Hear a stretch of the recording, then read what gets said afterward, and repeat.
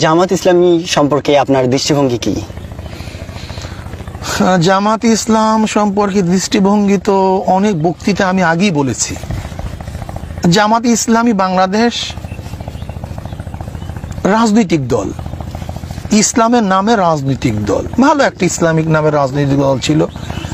কিন্তু বাংলাদেশ জামাত ইসলাম সে ইসলামিক দল হিসাবে আমরা ওলামায়ে কেরাম এবং আমরা যারা আছি আমরা বলি না, ওলামায়ে কেরাম বলে না।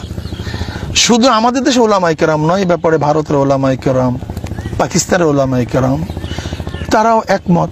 এখন তো জামাতের মধ্যে লোকেরাও একমত, তারাও তো পুরো জামাত ইসলামের নামই পরিবর্তন করে ফেলছে, সেখানে ইসলামের কোনো নামই থাকবে না, সেইভাবে তারা নাম দিচ্ছে।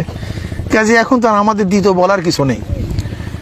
এই বিষয়ে এই ব্যাপারে আমার বহুত বক্তব্য আছে। আমি মনে করি জামাত ইসলাম বাংলাদেশ রাজনৈতিক একটা দল, সে ইসলামিক কোনো দল না। আচ্ছা, কিছু ওলামায়ে কেরাম